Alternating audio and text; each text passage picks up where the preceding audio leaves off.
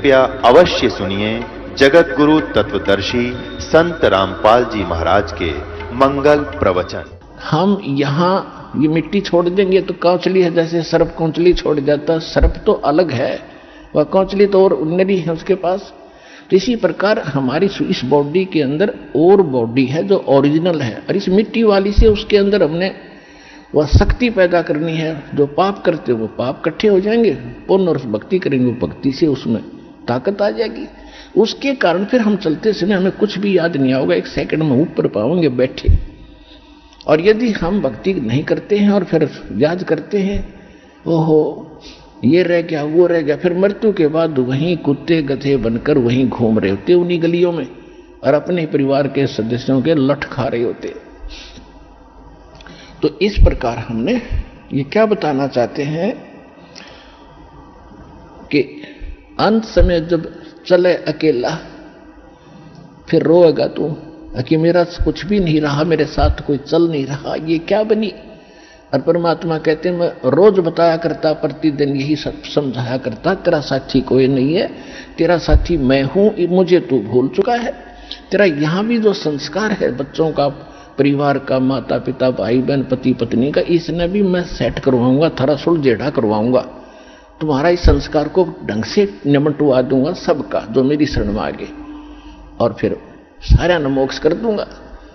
अब कहते हैं कह कबीर शरण गह मेरी हो रक्षा जल थल की।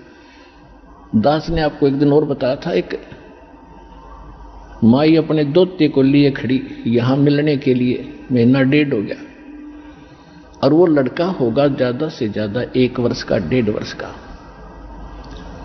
वो क्या बता रही थी कि एक बड़ा बाल्टी थी, उस बाल्टी में चढ़ गया, मतलब बच्चा चढ़ता चढ़ता भरी थी पानी बाल्टी की, मुंह गिर गया।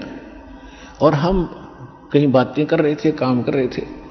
4 घंटे के बाद वो बच्चा संभाला, मरा पाया। मेरा जो दामाद और मेरी बेटी सत्संग सुना करते, आपका नाम नहीं ले रहे थे, और उसमें भक्तों के चमत्कार ऐसी ऐसी लीला सुनकर वो गदगद हो रहे थे कि भाई। तो उस दिन उसके पिता ने यह पुकार करी थी, अगर भगवान जब सब कह रहे हैं और धरती पर भगवान है तो आज मेरा बालक जिंदा हो जाए, नो टक्कर मारी। और 4 घंटे पानी में मुंह पर बालक दस मतलब है निबोड़ के सांस आ जा। और काफी देर वो बाहर भी रख लिया था। जब वो उसका पिता आया, जब उसने ये पुकार करी, 2 सेकंड में बच्चे ने हिचकी ली और ऐसे आंख हुई गई। बोल सतगुरुदेव की।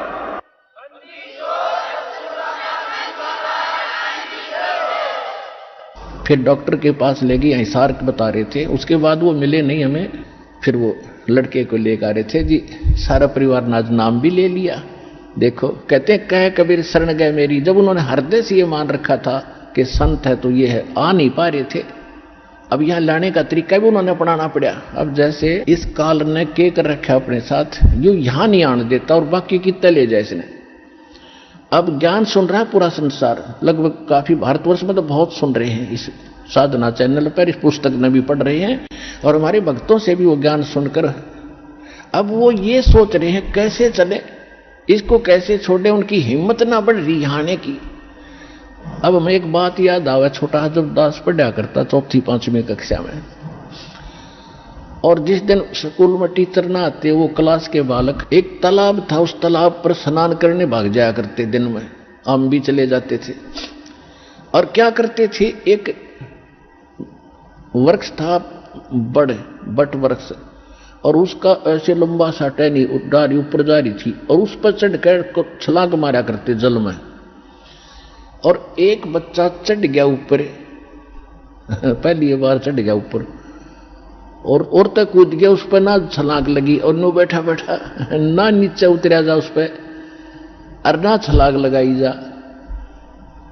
नो वो और तक कह रहे लगा दे छलांग, कुछ ना मैं ना हूं। क्या हुआ कि बच्चे बंदर के डले मार रहे थे दूसरी साइड में, और बच्चे वो भागता भागता उसी पेड़ पर चढ़ गया और उसी टहनी पर चढ़ गया। उसने देखा बंदर आ गया, वो फटते ही कूद गया उसने, उस तालाब में छलांग मार गया वो लड़का उस बंदर के डरते।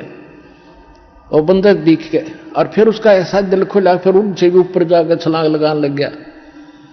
तो ये बैठे हैं सारे लोग सुन के कुकर चल रहे हैं, ये बंदर भी भगवान दिखाओगा इन्हें जब आऊंगा गड़ा बाजे।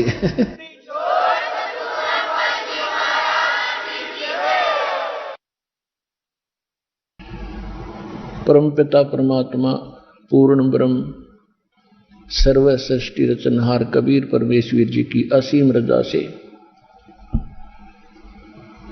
आप सभी पुण्यात्माएं परमात्मा की महिमा सुनने के लिए उपस्थित हुए। परमेश्वर की कृपा से ये सब आपके ऊपर रहम हुआ है। आपको ऐसे समय में मानव शरीर प्राप्त हुआ है, स्त्री या पुरुष का, और पिछले संस्कार से ही आपके अंदर परमात्मा पाने की प्रेरणा प्रबल रही है। बचपन से ही आप कोई ना कोई साधना कर ही रहे थे। तो जो साधना कर रहे थे हम उसको सही मानकर ही कर रहे थे। जब तक हमें ओरिजिनल और डुप्लीकेट का ज्ञान नहीं होता तब तक हम डुप्लीकेट नोट को भी छुपा कर सीने से लगा कर रखते हैं। और जिस समय हमें कोई ज्ञान करा देता है नकली और असली दोनों साथ साथ रख के, तो फिर हम दुख तो बहुत होता है कि मैं ठगा गया और नकली नोट लिए फिर रहा था, लेकिन उसका अब कोई यूज नहीं, उसको फेंकना ही पड़ता है। तो पुण्यात्माओं, जो साधनाएं हम कर रहे थे वो शास्त्र विधि त्याग करके मनमाना आचरण था। श्रीमद् भगवत गीता अध्याय नंबर 16 के श्लोक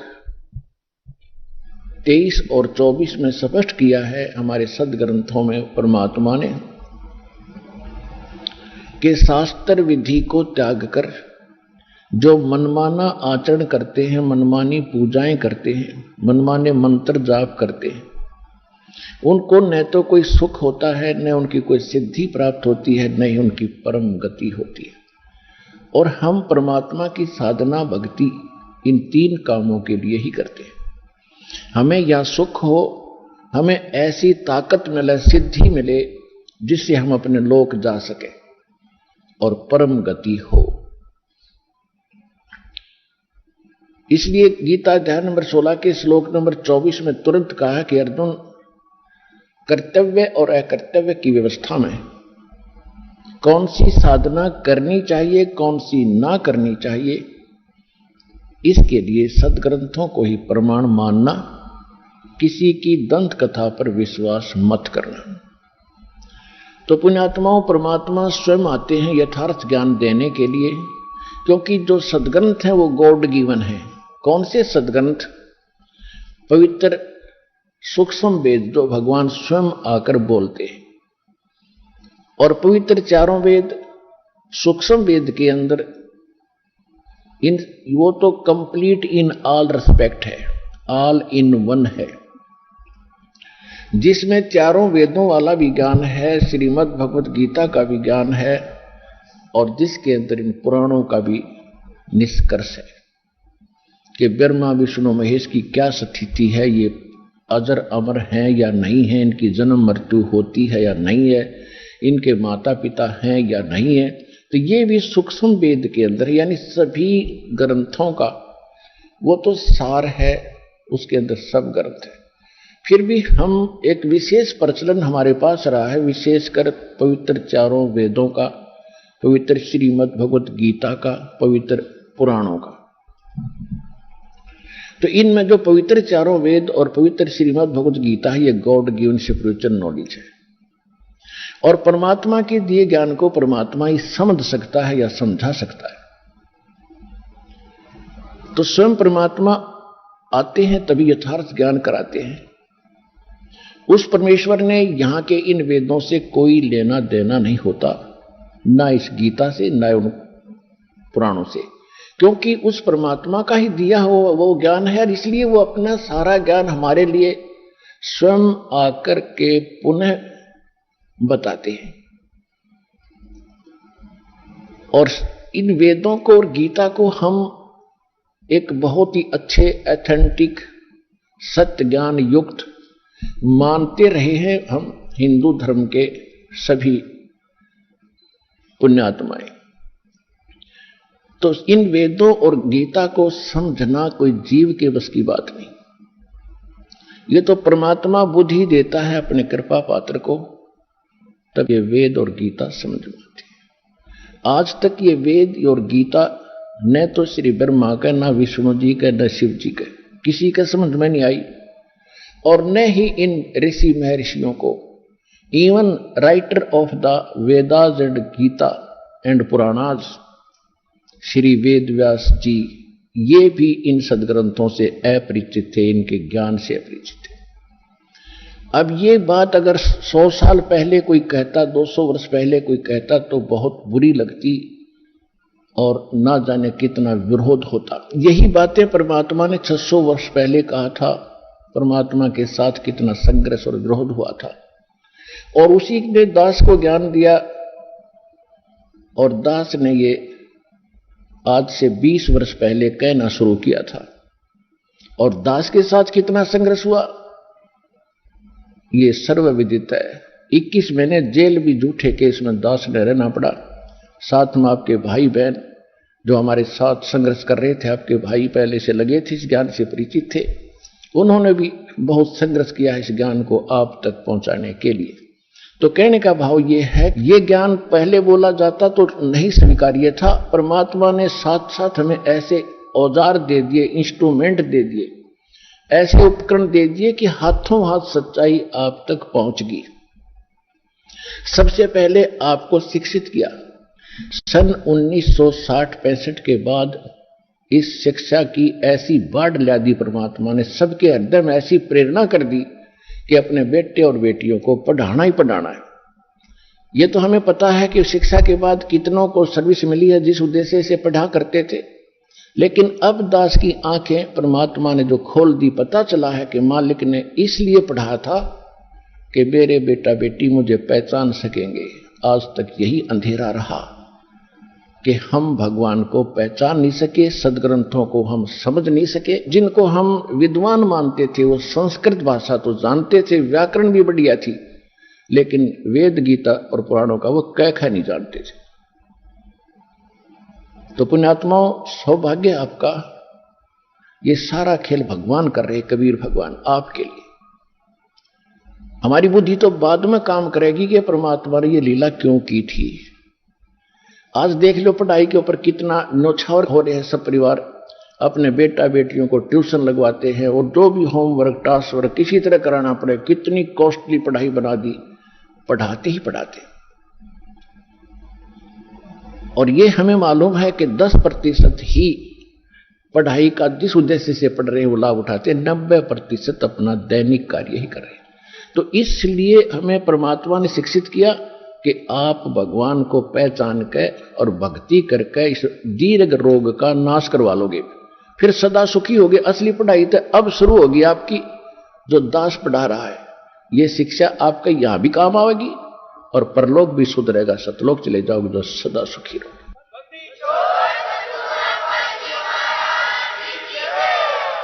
तो प्रसंग चल रहा है कि वो परमात्मा स्वयं आकर ही वो ज्ञान देते हैं, वो विधान बताते हैं। नहीं तो इन वेद और गीता को 5500 वर्ष हो चुके हैं, 5500 वर्ष हो चुके हैं इन वेदों और गीता को लिखे हुओं को, कागज पर उतारे हुओं को। और इनको याद करके कोई चतुर्वेदी प्रसिद्ध हुआ। 4 वेदों को कंठस्थ याद करना कोई बालकों का खेल नहीं है, वो भी कर लिया। उन्होंने सोचा था कि शायद वेदों के पढ़ने से मोक्ष हो जाएगा, मोक्ष नहीं हुआ। विद्वान बन गए, वह अज्ञानी बन गए, अभिमानी बन गए। किसी ने 3 वेदों को कंठस्थ किया, वो त्रिवेदी कहलाए। किसी ब्राह्मण ने 2 वेदों को कंठस्थ कर लिया, याद परंपरा थी उनकी, सभी करते थे याद ऐसे, तो दिव्येदी कहलाए। लेकिन मोक्ष नहीं था। क्यों? क्योंकि गुरु बिन काहू न पाया ज्ञाना, जो थोथा बुस छड़े मूड किसाना। गुरु बिन वेद पढ़े जो प्राणी, समझे न सार रहे अज्ञानी। अब जितने भी ऋषि महर्षि थे, इवन ब्रह्मा विष्णु महेश तक भी इन वेदों से अपरिचित थे, ये अज्ञानी थे, इनको ज्ञान भक्ति का नहीं था। अपनी जॉब में, अपने सिलेबस में चाहे कोई कितना विद्वान हो, जैसे कोई संस्कृत पढ़ता है और संस्कृत में वो कितना विद्वान हो बना रहे, कोई इंग्लिश पढ़ता है, इंग्लिश में कितना विद्वान हो बना रहे, लेकिन अध्यात्म ज्ञान के अंदर वो जीरो है, -0 है। तो ज्ञान अध्यात्म भगवान बताते हैं, भगवान स्वयं आते हैं, अपना ज्ञान आप कराते हैं। वेद प्रमाणित करते हैं कि अपने द्वारा रची हुई सृष्टि को परमात्मा स्वयं आकर ही ठीक ठीक बताते हैं। जिन सदग्रंथों को हम यथार्थ ज्ञान युक्त मानते हैं, पवित्र चारों वेद, पवित्र श्रीमद् भगवत गीता, ये तो है गॉड गिवन स्पिरिचुअल नॉलेज।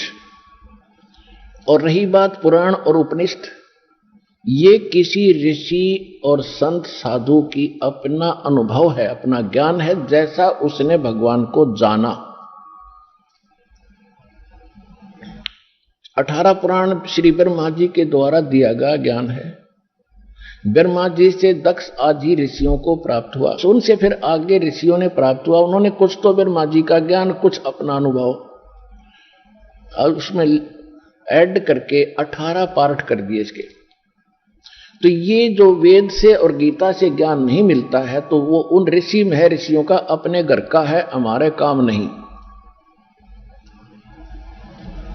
और वेद और गीता में जो ज्ञान है, यदि वो सूक्ष्म वेद में मिलता है, जैसे श्रीमद् भगवत गीता में कुछ इस काल भगवान ने, ब्रह्म ने कुछ थोड़ी सी गड़बड़ी कर रखी है, जिसमें इसने युद्ध कराने के लिए बकवाद करी है।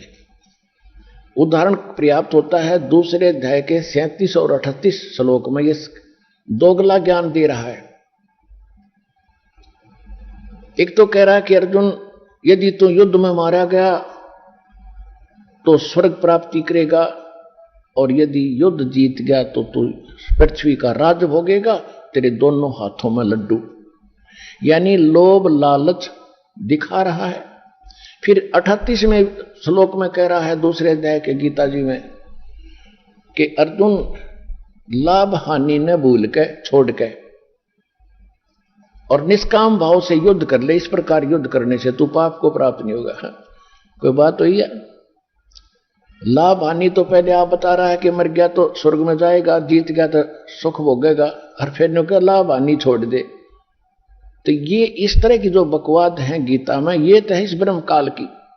बाकी जो शेष ज्ञान है, जो अध्यात्म सत्र का, भक्ति मार्ग का, वो बिल्कुल वेद वाला ही है। ये क्या था कि परमात्मा ने ये कंप्लीट स्पिरिचुअल नॉलेज, जिसको सवसम वेद, सूक्ष्म वेद भी कहते हैं, सवसम वेद भी कहते हैं, परमात्मा ने सबसे पहले जब ये सृष्टि रची थी काल की, इस काल के अंतःकरण में फैक्स कर दिया था, ईमेल कर दी थी।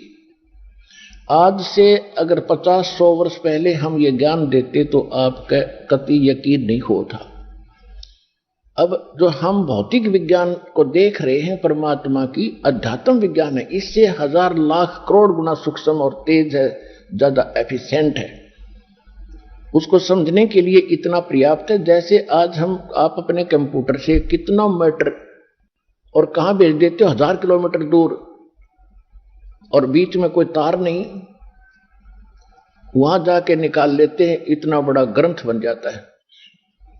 ठीक इसी प्रकार परमात्मा ने सतलोक से इस काल के हृदय में एक सूक्ष्म वेद कंप्लीट भेज दिया था, और उसका निर्धारित समय रख दिया। जैसे बच्चा पेट में स्थापित होता है गर्भ, और 9वें महीने वो बाहर आता ही आता है, किसी के बस की बात नहीं। ठीक इसी प्रकार जब ब्रह्मा और विष्णु की उत्पत्ति इसने कर दी दुर्गा के संयोग से, यानी दुर्गा देवी और काल ये दोनों पति पत्नी हैं। ये गुप्त रहता है, इसने प्रतिज्ञा कर रखी है कि मैं किसी के सामने नहीं आऊंगा। क्यों? इसने गलती गढ़ी कर रखी है। इसको श्राप लगा है 1 लाख मानव शरीरधारी प्राणियों को रोज खाने का। तो ये सामने आ जाए, सबको पता लग जाए ये कसाई है, तो सब इससे नफरत करें, इसलिए छुपा रहता है। गीता अध्याय नंबर 7 के श्लोक नंबर 24 और 25 में स्वयं कहता है कि अर्जुन, ये मूर्ख लोग मुझ अव्यक्तम व्यक्ति में अपनम मनन्ते, मुझ अव्यक्त को, अव्यक्त माने मैं गुप्त रहता हूं, अपनी योग माया से छुपा रहता हूं, मैं किसी के समक्ष नहीं आता। और ये मूर्ख लोग मुझे कृष्ण मान रहे होंगे व्यक्ति रूप में आया हुआ, आई एम नॉट कृष्ण, मैं छुपा रहता हूं, मैं किसी के समक्ष नहीं आता, ये मेरा अटल घटिया विधान है, अनुत्तम अव्यय। तो कहने का भाव यह कि ये छुपा रहता है और सारा काम करता खुद है, किसी में प्रवेश करके, किसी को प्रेरणा करके। रिमोट इसके हाथ में है 21 ब्रह्मांड के प्राणियों का। तो जिस समय ब्रह्मा और विष्णु और शिव तीनों की इन्होंने उत्पत्ति कर दी और इनको कोमा में डाल दिया और इनकी परवरिश जारी रखी, जब ये युवा हो गए तो इनको कोमा से बाहर कर दिया, सचेत कर दिया। और फिर लंबी कहानी है, लेकिन आज विषय दूसरा है। फिर क्या हुआ, काल के अंतःकरण से, इस ब्रह्म के हृदय से ये सूक्ष्म वेद बाहर आया। ये एक वेद था पहले। इस काल ने देखा कि इसमें तो तेरी पोल खुलेगी और जीवों को सारा पता चलेगा कि परमात्मा कोई और है, उसकी भक्ति की विधि ये है, और इनको ये पता चल गया, ये सब भाग जाएंगे। ये हमें धोखा करके यहां लाया है और इसका निजी स्वार्थ है। 1 लाख मानव शरीरधारी प्राणी रोज खाता, आप देख लो, यहां बुच्चड़ खाना खोल रखा, कितने बस खड्डे में गिर गई 50 मर गए, कितने भूकंप आ गया, कहीं रेल दुर्घटना, कितने विमान दुर्घटना, हाहाकार मची है, कैसे वैसे डेथ, कोई नेचुरल डेथ, कोई बीमारी से मृत्यु।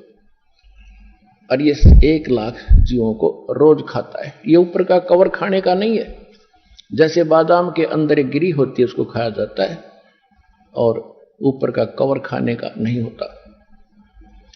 तो कहने का तात्पर्य है कि इसने फिर देखा कि अब बात बिगड़ जाएगी और तेरा तो खेती उजड़ जाएगी। इसने खेती बना रखी है हमारे को, जैसे कसाई बकरे बकरी नर और मादा दोनों छोड़ देता है, वो संतान उत्पत्ति करते हैं और बड़े खुश होते हैं उनको देख करके। और कोई एक दूसरा बकरा बकरी किसी के बच्चे को कोई सींग मार देता है तो भिड़ मरते हैं, तूने मेरे बच्चे को कैसे मार दिया। और श्याम नव काल सब ने काट ले जाता है, बच्चे को, बेटे को, माँ को भी। तो हम सब 21 ब्रह्मांड में, इंक्लूडिंग ब्रह्मा विष्णु महेश, हम काल के इस कसाई के बारे में रहे। परमात्मा ने आके जान दिया, बच्चों कुछ आंख खोल लो, असंग जन्म हो गया, आपने इस कसाई के इस जेल के अंदर दुख पाता। अब ये गोल्डन चांस है, जब निकला जाते इस ज्ञान में ग्रहण करो, हृदय में जचाओ और इस गंदे लोग से मन हटाओ, हटेगा इस ज्ञान से। तो इसने क्या किया, जो विशेष रहस्य और मूल ज्ञान था इसने नष्ट कर दिया। इसने छांट छूट के 4 वेद रख लिए ताकि इनको ये मिसगाइड भी रहे। कंप्लीट ज्ञान नहीं है चारों वेदों में, केवल ओम का नाम है, ओम ब्रह्म तक की साधना है। और वेदों में यह भी लिखा कि परमात्मा कोई और है, वो तो गुप्त रहता है, मैं ब्रह्म हूं, मैं वहां दिव्य आकाश रूपी ब्रह्मलोक में रहता हूं, मेरा ओम नाम है, वो परमात्मा गुप्त है, उसके पाने का 3 मंत्र का जाप है। अब इसने ये तो हिंट तो कर दिया, लेकिन वो नाम नहीं पता, वो खत्म कर दिए, इसको खुद नहीं मालूम क्योंकि उसने जल्दी जल्दी में नष्ट कर दिए। तो उसकी पूर्ति के लिए परमात्मा स्वयं आते हैं। जैसे ऋग्वेद मंडल नंबर 9 सूक्त 1 मंत्र 8 और 9 में, ऋग्वेद मंडल नंबर 9 सूक्त 67 मंत्र 26 में यह स्पष्ट किया है कि वो परमात्मा 3 प्रकार से हमारे केयर टेक करता है, 3 प्रकार के शरीरों से, 3 सतिथि से। एक सतिथि है परमात्मा सत्यलोक में रहते हैं, एक सिंहासन के ऊपर यानी तख्त के, तख्त कहते हैं जैसे दिल्ली के तख्त पर, जैसे हम पढ़ा करते इतिहास, दिल्ली के तख्त पर अकबर बादशाह का शासन था। तख्त माने सिंहासन, राजगद्दी। तो परमात्मा सतलोक में सिंहासन पर अनंत कोट ब्रह्मांड के राजा महाराजा सम्राट के रूप में विराजमान है। उनके सिर पर मुकुट है, ऊपर श्वेत छत्र है दाता के, और एक बहुत सुंदर गुंबद है, बहुत बड़ा, जैसे ये मंदिर वगैरह बनाए गए हैं, मंदिरों की स्थिति तो अलग बना दी, लंबी चोटी कर दी, उसकी चोटी लंबी नहीं है, गोलाई है, गुंबज टाइप। और उसके अंदर मालिक बैठे हैं जिनके एक रोम यानी शरीर के बाल को रोम कहते हैं, और जहां बाल उगा है उसको रोमकूप कहते हैं। तो एक रोम की परमात्मा के प्रकाश इतना है जैसे करोड़ सूर्य करोड़ चंद्रमा मिला दे तो भी फीका पड़े, इतना नूर है उस परमपिता के, पूरी बॉडी का अंदाजा लगा सकते हो आप। तो वहां वो बैठे हैं। दूसरी स्थिति में वही परमात्मा प्रत्येक युग में एक लीला करते हैं हमारे लिए, एक शिशु रूप धारण करके ऊपर से आते हैं, एक किसी तालाब के अंदर कमल के फूल के ऊपर शिशु रूप धारण करके, बालक का, छोटे बालक का रूप धारण करके वो विराजमान होते हैं। और वहां से कोई निसंतान दंपति, कोई जिनका संतान ना हो, बे औलादे, वो पति पत्नी, उनको उठा ले जाते हैं। वहां परमात्मा की परवरिश की लीला होती है, और परमात्मा की परवरिश की लीला कंवारी गायों से होती है। अब ये तो है वेद ज्ञान। ये दूसरी स्थिति में परमात्मा ऐसे आते हैं। और तीसरी स्थिति उनकी क्या है कि वे कहीं भी कभी भी कहीं भी प्रकट हो जाते हैं, एक साधु संत महात्मा या कोई अन्य रूप बना के, और अपनी प्यारी आत्माओं को मिलते हैं, उनको भी यथार्थ ज्ञान समझाते हैं, उनको ज्ञान देते हैं और सतलोक से परिचित करा के उनको वापस छोड़ देते हैं। कलयुग के अंदर इस परमात्मा की लीला विशेष पिक्चर में है, विशेष प्रमाणित है। इसी से अंदाजा लगा लेना कि चारों युगों में परमात्मा ने ऐसा ही किया है। तो इसमें जो तीसरी स्थिति में परमात्मा आए हैं वो किन किन महापुरुषों को मिले हैं जो दास के नॉलेज में है। आदरणीय धर्मदास साहिब जी, आदरणीय मुल्कदास साहिब जी, आदरणीय नानक साहिब जी सिख धर्म के प्रवर्तक हैं। आदरणीय दादू साहिब जी, आदरणीय गरीबदास साहिब जी गांव छुड़ानी जिला झज्जर हरियाणा वाले। आदरणीय गीसा दास साहिब जी गांव खेखड़ा जिला बागपत उत्तर प्रदेश वाले। और आदरणीय स्वामी रामानंद जी काशी वाले आचार्य पंडित जी, उनको मिले थे। आज आपको जो परमात्मा कलयुग के अंदर प्रकट हुए उसकी जानकारी देंगे, क्योंकि परमात्मा के ज्ञान को हम समझ नहीं सके। और हमारे धर्मगुरु कबीर परमात्मा को एक धानक, एक शूद्र, एक जुलाहा कह करके उनसे हमारे हृदय में उनके प्रति नफरत पैदा कर रखी थी कि वो तो शूद्र जाति का था, अनपढ़ था, वो पता नहीं क्या क्या बकवाद करता था। और यहां तक बकवाद कर रखी थी कि वो किसी विधवा ब्राह्मणी का जन्म लिया था और वो शर्म के मारे कहीं डाल गई थी कि इन लोगों ने तो ठेका ले रखा था, काल के एजेंट बन गए थे, ये भगवान से हमें दूर रखने का इन्हें कॉन्ट्रैक्ट ले रखा था, एग्रीमेंट कर रहे थे काल से। लेकिन ये एग्रीमेंट कब तक चलेगा मालिक के सामने? परमात्मा ने समय रख दिया था कि चौथा युग जब कलयुग आवे तब हम अपना अंश पठावें। काल फंद छूटे नर लोई, सकल सृष्टि परवानी खोई, घर घर देखो बोध विचारा, सत नाम सब ठोर उचारा। और कलयुग बीत जावे जब एता, कलयुग बीते 5505 जब ये वचन मेरा होगा सच्चा, कलयुग बीत जावे जब एता, तब सकल जीव परम पुरुष पद चेता। तो इस समय इब आ गया भगवान के बारे में कंप्लीट जानकारी आपको परमात्मा ने इस दास के माध्यम से करवाना है, और वो करवाई दी है। अब तो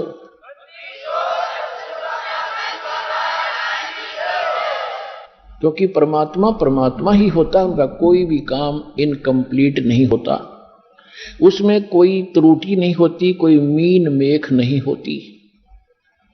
तो परमेश्वर ने स्वयं आए और अपने प्यारी आत्माओं को अपना विटनेस बनाया, गवाह बनाया, साक्षी बनाया। जिन महापुरुषों के शुभ नाम दास ने अभी आपको बताए, इनको परमात्मा ने साक्षी बनाया। इनमें से विशेष रोल जो रहा है एक धर्मदास जी का, और दूसरा रहा है विशेष रोल आदरणीय गरीबदास साहिब जी का, क्योंकि इन दो महात्माओं को परमात्मा ने विशेष ज्ञान दिया है। ज्ञान तो और भी महापुरुषों को दिया, क्योंकि भगवान से परिचित करा दिए, लेकिन उनकी जो वाणी थी वो कंप्लीट हमारे हाथ लगी नहीं। और धर्मदास जी के द्वारा जो कबीर सागर, कबीर वाणी, कबीर बीजक, कबीर साखी, कबीर शब्दावली जो भी लिखवाई थी, बीच में लंबा समय बीत जाने से काल के दूतों ने अपने अपने हिसाब से अपनी बुद्धि अनुसार उनमें कुछ परिवर्तन कर दिया, कुछ निकाल दी। कबीर सागर में या कबीर साहिब की वर्तमान चल रही किसी भी लिटरेचर में जो आरती हम करते हैं कबीर परमात्मा की, शाम आप देखते हो, वो किसी में नहीं मिलेगी आपको। इसे और ये है कबीर साहिब की, तो ये उनमें नहीं है, तो ये निकाल दी गई उनके द्वारा। तो उसकी पूर्ति करने के लिए परमात्मा ने धर्मदास जी से कहा था कि बर्मा पंथ जब होगा 1774 में उसका जन्म होगा, विक्रमी संवत 1774 में, सन 1717 में, और उसके द्वारा मेरी महिमा की वाणी पुनः प्रकट होगी। लेकिन उस मेरी वाणी को और गरीबदास जी के द्वारा बर्मा पंथ द्वारा बोली गई वाणी को वो अनुयायी समझ नहीं सकेंगे। फिर बर्मा पंथ में हम आएंगे और सभी पंथ जो अलग अलग हो गया समाज, इनको एक बनाएंगे और पूरे विश्व का कल्याण करेंगे। तो परमात्मा नहीं आए तो दास को भेज दिया, वो ज्ञान सारा देकर और वो शक्ति देकर अपने वाले। अब आपका कल्याण होगा।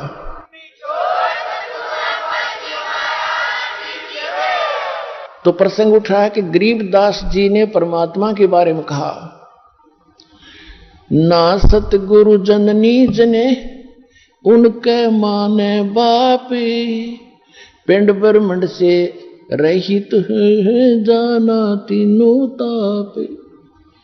कि ना सतगुरु जननी जने, कबीर परमात्मा मां से जन्म नहीं लिया और उनके कोई माता पिता नहीं है। और परमात्मा ने जब गोरखनाथ जी के साथ गोष्ठी हुई थी और गोरखनाथ जी के छक्के छुड़ा दिए थे, सिद्धि में भी वो फेल कर दिया था, तब गोरखनाथ जी ने पूछा था, भगवान आप कौन हो? मेरे सामने सिद्धि में कोई टिकने वाला आज तक नहीं था। परमात्मा कबीर जी ने क्या बताया, अवधू अवगत से चल आया, मेरा कोई भेद मर्म ना पाया। अवधू अवगत से चल आया, मेरा कोई भेद मर्म ना पाया। ना मेरा जन्म न गर्भ बसेरा, बालक बन दिखलाया, काशी नगर जल कमल पर डेरा, तहां जुलाहे न पाया। मात पिता मेरे कछु नाही, ना मेरे घर दासी, जुल्ला का सुत आने कहाया, ये जगत करो मेरी हंसी। मात पिता मेरे कछु नाही, ना मेरे घर दासी, जुल्ला का सुत आने कहाया, जगत करे मेरी हंसी। पांच तत्व का धड़ना मेरा, जानो ज्ञान अपारा, सत्य स्वरूपी नाम साहिब का, वो है नाम हमारा। पांच तत्व का धड़ना मेरे, जानो ज्ञान अपारा, सत्य स्वरूपी नाम साहिब का, वो है नाम हमारा। अधर द्वीप और गगन गुफा में तानज वस्तु सारा, तेरा ज्योत स्वरूपी अलख निरंजन, वो धरता ध्यान हमारा। अधर दीप और गगन गुफा में तानज वस्तु सारा, तेरा ज्योत स्वरूपी अलख निरंजन, ये भी धरता ध्यान हमारा। हाड चाम लहू ना मेरे, कोई जाने सतनाम उपासी, तारण तरण अभय पद दाता, मैं हूं कबीर अविनाशी। हाड चाम लहू ना मेरे, कोई जाने सतनाम उपासी, तारण तरण अभय पद दाता, मैं हूं कबीर अविनाशी। परमात्मा ने कहा कि ना मेरा जन्म ना गर्भ बसेरा, एक बालक बन दिखलाया, और काशी नगर जल कमल पर डेरा, तहां जुलाहे न पाया। मात पिता मेरे कछु नाही, ना मेरे घर दासी, और जुल्ले का सुत आन कहाया, यु जगत करे मेरी हंसी। मेरे कोई माता पिता नहीं, ना मेरे कोई पत्नी थी, और मैं कोई संस्कार था पिछला इनके साथ मेरा, क्योंकि ये नीरू नीमा जो जुलाहे थे ये द्वापर युग में सुदर्शन भगत के माता पिता थे, और सुदर्शन भगत ने एक बात मांगी थी, परमात्मा आपने सब कुछ दे दिया, नाम दे दिया, ऐसा ज्ञान दे दिया, पर दुर्भाग्य रहा मेरे माता पिता का, उन्होंने आपका ज्ञान सुना नहीं, ना आपकी बात मानी, ना नाम लिया दाता, और माता पिता का कर्ज मेरे से उतरेगा कैसे दाता, एक दया करियो, उनको किसी जन्म में शरण में लेकर पार करना दाता। तो परमात्मा ने कहा, सोचा था कि ये मूर्ख भी मरेगा माँ बाप के मोह में, तब परमात्मा ने कहा था या चिंता छोड़, टेंशन छोड़ दे तू, उन्हें मैं पार करूंगा। तो तब संतोष हुआ था उस भोले भगत के, परमात्मा ने पता था यो भी जागा नरक में, जे आज इसको आश्वासन ही दूंगा। सुदर्शन जी को ये पता था कि परमात्मा ने जो कह दिया वो फाइनल है, तब वो निश्चिंत होकर सतलोक गया था, न भी रह जाता यहीं पर। तो उस आधार से परमात्मा ने, ये नीरो नीमा वही आत्माएं थी, तो इनके लिए मालिक ने देखो कहां जंगल में आके विश्राम किया एक कमल के फूल पर, और फिर जुलाहों में झोपड़ी में आज से 600 वर्ष पहले क्या स्थिति थी आम नागरिक की अपने हिंदुस्तान के अंदर, और वो शूद्र जाति वहां कैसे रहते थे, कैसा वहां पर भेड़ बकरियों का मलमूत्र बांस उठी रहा करती, बदबू आती थी, बेड स्मेल होती थी, और वहां भी रहे मालिक हमारे लिए। और हम इतनी शराब इतनी भांग पिए पड़े हैं काल के जूठे रंग की, इस चोचलों की, हम भगवान को पहचान नहीं पा रहे हैं। तो अब आपकी पहले भांग उतारी जाएगी ये एंटीबायोटिक सत्संग सुना के, और फिर आप भगवान पहचानोगे। परमात्मा कहते मात पिता मेरे कुछ नाही, ना मेरे गर्दासी, और मैं जुल्हे का सुत आन कहाया, और यू जगत करे मेरी आसी। मुझे दुल्हा सुदर दानक कह के और मेरा मजाक उड़ा रहे हैं। फिर कहते 5 तत्व का ये शरीर नहीं है मेरा। यजुर्वेद अध्याय नंबर 40 के मंत्र 8 में उसमें लिखा है कि सपरि आगात कबीर मनीषी शुक्रम अकायम ऐसनाविरम। परमात्मा जो है, जो कबीर परमेश्वर है, कबीर परमेश्वर सर्वज्ञ है, मनीषी माने विद्वान सर्वज्ञ, और उनका शरीर शुक्रम अकायम ऐसनाविरम अबिंदम, उसका शरीर जो मालिक का है वो स्नायु से वाला नहीं है, और माता पिता से बनी हुई काया नहीं है, शरीर से शुक्र से बनी हुई काया नहीं है, माता पिता के शुक्र से रजबीरज से बनी हुई उसकी काया नहीं है। अब इन अनाड़ी ऋषियों ने 40वें अध्याय के 8वें श्लोक को कैसे गलत डिफाइन कर दिया, शुक्रम अकायम, कि वो अकायम है।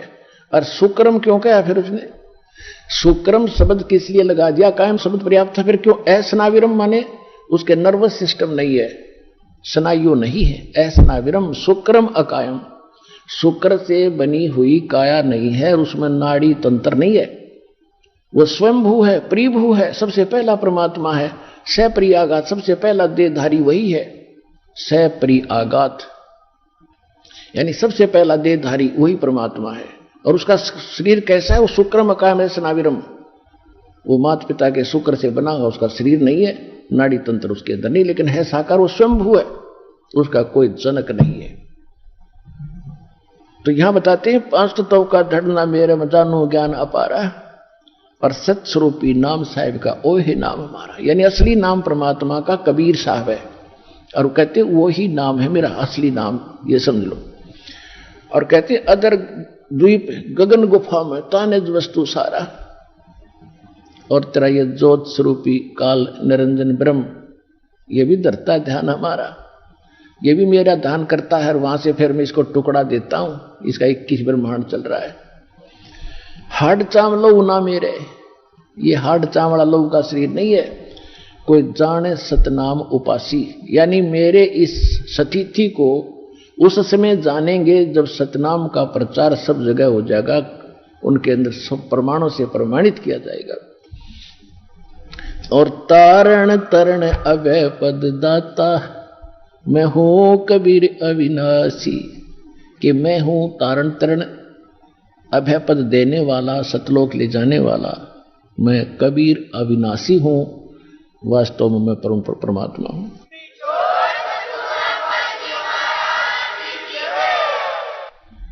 अब परमात्मा के कलयुग के अंदर प्राकट्य के विषय में जानकारी देंगे। पहले थोड़ी भूमिका बनाते हैं कि नीरू और नीमा, जिनको परमात्मा लहर तारा तालाब काशी नगर यानी बनारस में मिले थे तालाब में, वो कौन थे ये आपको पहले बता भी दिया। ये द्वापर युग के अंदर भगत सुदर्शन जी के माता पिता थे। इन्होंने उस समय परमात्मा के ज्ञान को स्वीकार नहीं किया था, ना नाम लिया था। सुदर्शन जी की प्रार्थना स्वीकार करके भगवान ने कहा था, बेटा तू जा। और मालिक भी कहते हैं, सोशल छिद्र मैं करूं अपने जन के काज, जो जन मेरी शरण है ताका हूं मैं दास, और गेल के लाग्या फिरूं जब तक धरती आकाश। और कहते भक्ति बीज होए जो हंसा, तारों तास के कोत्र वंशा। जो भक्ति मेरे ज्ञान को स्वीकार करके इस भक्ति के बीज को स्थापित कर लेगा, उसकी 101 पीढ़ी को पार करूंगा, ये भगवान का वचन है। जो जन मेरी शरण है ताका हूं मैं दास, गेल गेल लाग्या फिरूं जब तक धरती आकाश। आपके लिए भगवान कहां से पीछे पड़ा हुआ, पर आप बच्चे हो, आप आगे आगे हो, पिताजी पीछे पीछे घूम रहा है, आप भाग भाग कर दौड़ के और गिर जाते हो गड्ढे में, काल के गड्ढे में, 84 लाख योनियों में फिर पड़ जाते हो।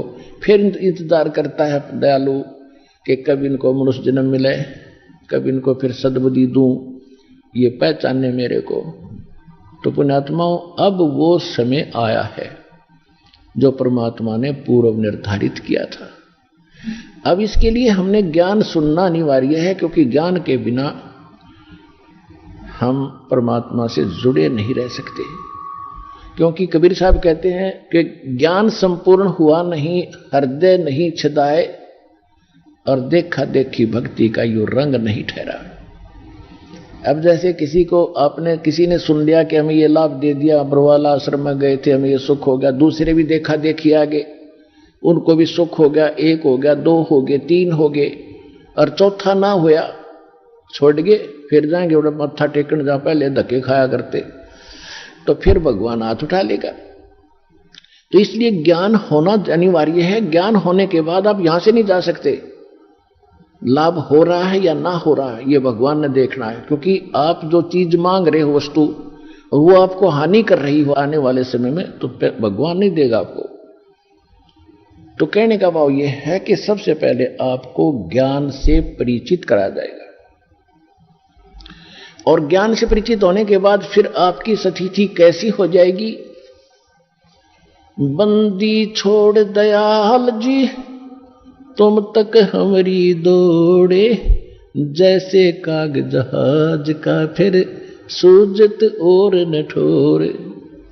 जैसे पुराने समय में समुद्री जहाज के अंदर, क्योंकि लंबा समय होता था, खाना खोना उसी में बनाते हैं, खाते हैं, और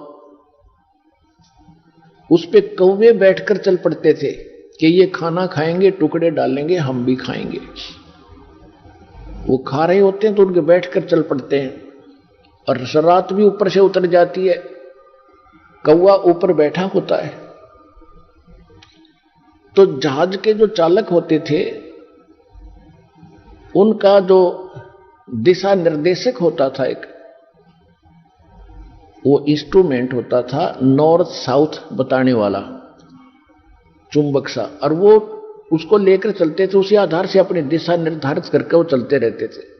तो रात्रि के समय कई बार क्या होता था, कोई चुंबकीय चट्टान के कारण, समुद्र में चुंबकीय चट्टानों के कारण वो दिशा निर्देशक जो होता था वो अपनी दिशा बदल जाता था, और अपने उस दिशा निर्देशक को जांच करने के लिए उनके पास एक फार्मूला था देसी, कि कौवे के अंदर परमात्मा ने एक ऐसा गुण दे रखा है कि वो बेशक रात ऊपर तो चली गई, लेकिन वो अंदर ही अंदर ये दृष्टि रखता है कि मैंने यहां से खतरा होगा तो मैंने वापस भागना है वहीं पर जहां से मैं चलाऊं, तो वो दिशा याद रखता, वो भूलता नहीं।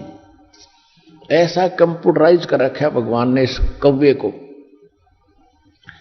तो वो अपने उस इंस्ट्रूमेंट का जांच करने के लिए चालक क्या करते थे, उस कौवे के डले मारते थे, उसको विवश कर देते थे जहाज से उड़ने के लिए, और वो चलता था उड़ के फिर सीधा अपने उस जहां से वो चला था उसी दिशा में सीधा चलता है।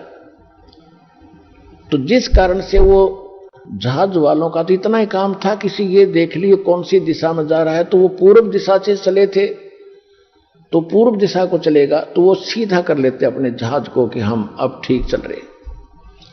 और जब कौवा देखता है वो 100-200 फुट 400 फुट उड़ता है, उसको कहीं और ठिकाना दिखाई नहीं देता उस जहाज के अतिरिक्त। अगर जहाज के अतिरिक्त वो कहीं बैठता है तो डूब कर मरे उस पानी में, जल में। इसलिए वापस आकर उसको जहाज पर ही शरण लेनी पड़ती है, उसको कहीं ठिकाना और दिखाई नहीं देता। तो इसी प्रकार जब आपको कंप्लीट ज्ञान हो जाएगा इस कबीर भगवान का, आपकी स्थिति ऐसी हो जाएगी कि सतलोक आश्रम बरवाला के अतिरिक्त इस पृथ्वी पर कित उपहरण यानी बचाव का स्थान नहीं है, इस काल के बहुजल में डूबन का ही है। तो इसलिए आप जी को इतना विद्वान बनाया जा रहा है कि आपकी स्थिति फिर ऐसी हो जाए, बंदी छोड़ दयाल जी तुम तक हमारी दौड़े, जैसे कागज जहाज का अब सूजत और न ठोरे।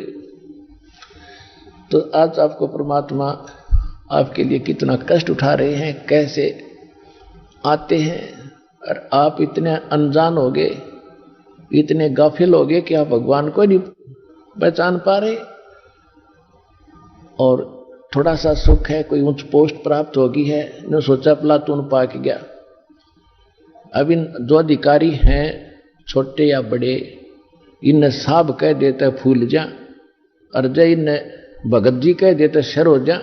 इतना अभिमान हो गया इन लोगों में, और हमने ये दुख दिखाई देता है कि ये भी भगवान के बच्चे हैं, क्योंकि काल को तो पता था कि शिक्षित करेंगे तो इनमें बुराई घनी आवेगी, अहंकार भर जाएगा, और अहंकार भगवान के निकट आने नहीं देता। तो परमात्मा को मालूम था कि ये बिगड़ेंगे तो इन्हें सेट भी कर लूंगा, एक बार ज्ञान समझ में आ जाओ, ये समझण जोगे हो जा, फिर इन्हें श्याम दाम दंड भेद सेती सीधा मार्ग लाऊंगा। और सभी उसी के बच्चे, जैसे अब्राहिम सुल्तान अदम एक राजा था, और कितना अहंकारी था, कितने ठाठ थे। उस परमेश्वर ने अपनी वह प्यारी आत्मा नरक में जाती दिखे थी, उसको वहां उस नरक से निकालने के लिए हम तो माया मांगे, अगर घने ठाठ हो जा, कोठी हो, मैं बड़ा अफसर बन जा, और परमात्मा ने वो बड़े अफसर से छोटा अफसर बनाया, एक दास बनाया इस नरक से निकालने के लिए। तो ये परमात्मा का ऑपरेशन जो है वो इस संसार से विपरीत है, और हमने संसार के ही महिमा को, शोभा को, इसी को ग्रहण कर रखा है कि ये बनी रहे बस, और तो देखी जा। आपकी और हमारी बुद्धि तो जीव की है, और भगवान आपकी आत्मा का उद्धार करना है। तो अब परमात्मा ने सभी को ठीक करना है, और ठीक हुए बिना, ये सिद्ध हुए बिना ये भक्ति नहीं कर सकते। इनकी अकल ठिकाने लाड़ी दाता ने तो कोई प्रधानमंत्री बना फिर है, और जो कितनी उच्च पोस्ट प्राप्त उसको, वो उसके बच्चे हैं।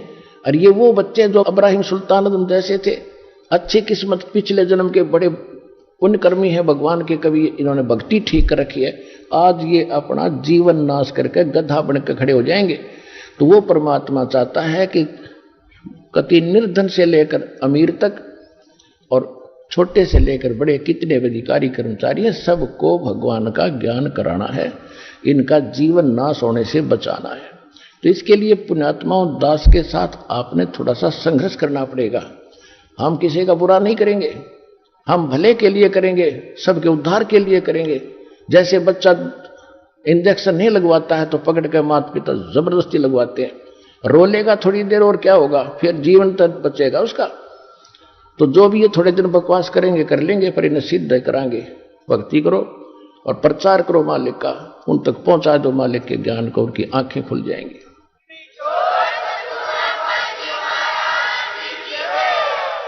तो आज जो है परमात्मा इसीलिए आए थे, ये नीमा उसी जन्म में गौरी शंकर और सरस्वती नाम के ब्राह्मण ब्राह्मणी थे।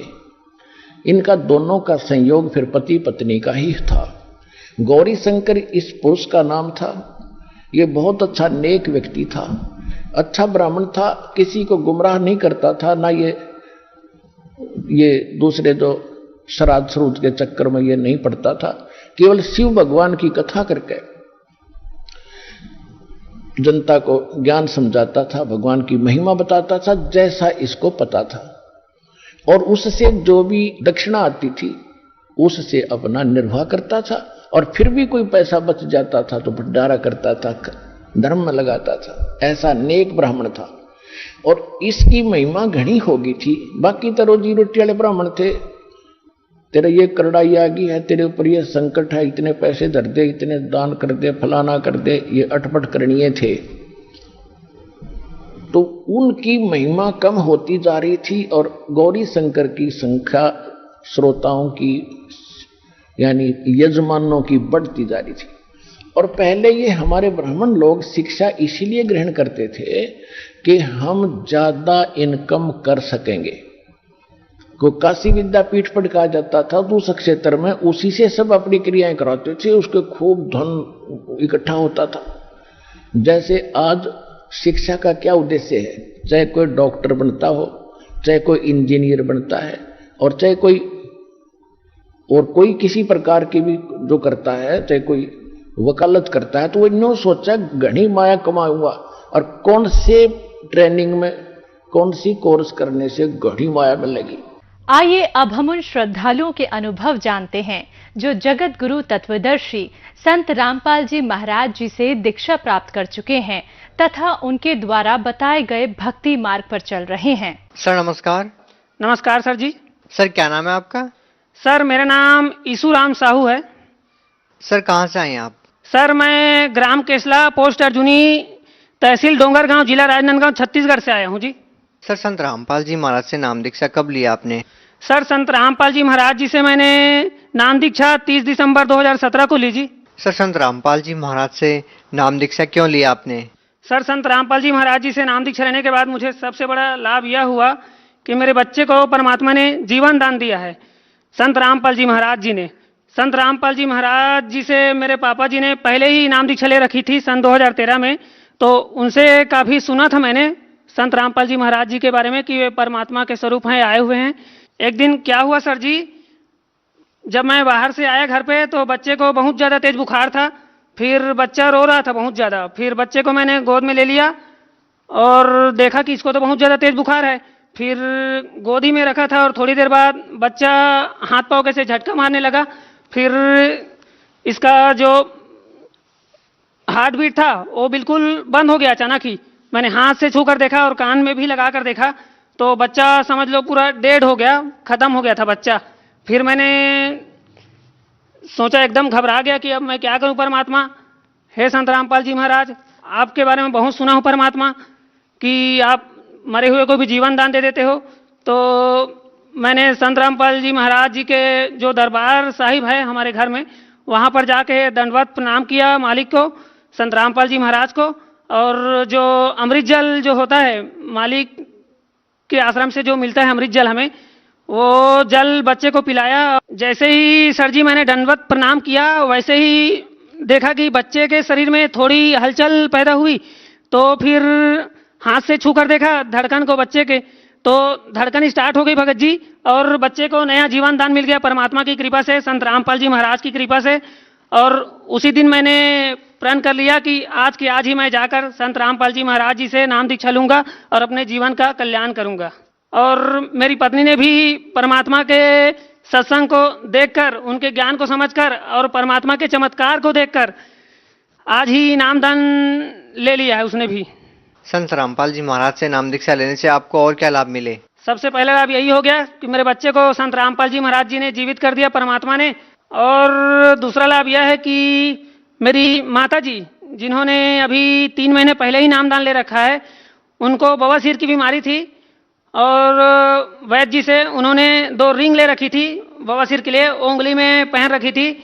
और वैद्य जी ने भाटा की सब्जी वगैरह खाने से भी मना किया था। तो ये सब दिक्कत था उनको, फिर भी उनका बवासीर का जो बीमारी है वो ठीक नहीं हो रहा था। और जैसे ही संत रामपाल जी महाराज जी से नाम दीक्षा लिया, उसी दिन से सर जी माता जी को पूरा आराम है और वो सब निकाल दिया जो रिंग विंग पहनी थी, और अभी मस्त स्वस्थ है। और मेरी सिस्टर, मेरी जो छोटी बहन है, उन्होंने भी अभी पिछले 6 महीने पहले नामदान ले रखा है। तो उनके सिर में भी नाम दीक्षा लेने से पहले हमेशा दर्द रहता था और चश्मा भी लगाती थी, डॉक्टर से भी चेक करवाया था, फिर भी आराम नहीं मिल रहा था।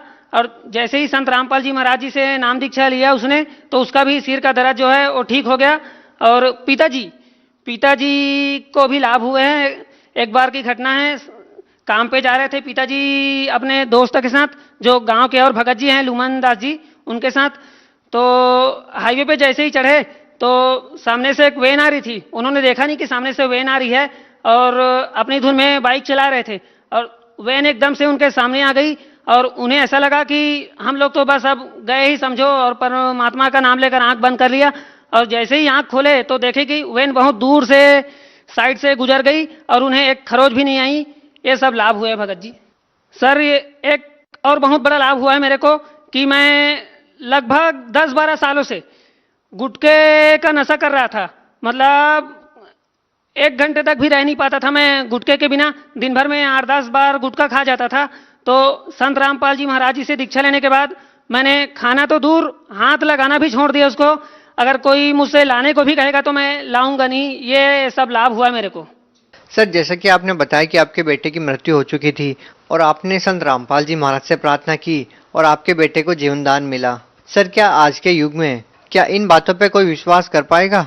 आप क्या कहना चाहेंगे इस बारे में?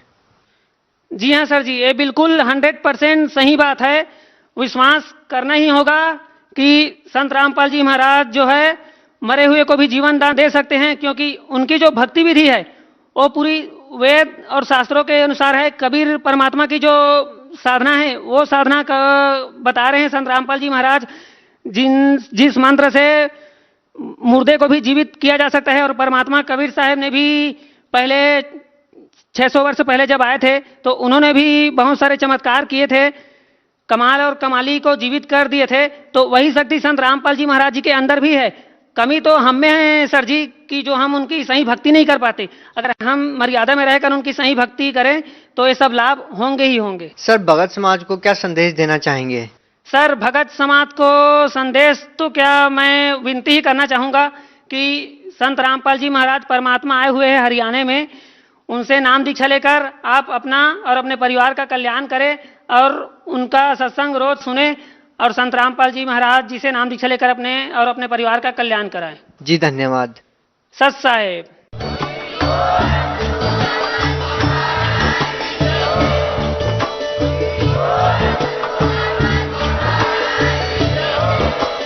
आप सुन रहे थे जगत गुरु तत्वदर्शी संत रामपाल जी महाराज जी के मंगल प्रवचन। अधिक जानकारी के लिए विजिट कीजिए हमारी वेबसाइट www.jagatgururampalji.org। संत रामपाल जी महाराज जी के शुभ आशीर्वाद से पूरे विश्व भर में 500 से भी ज्यादा नाम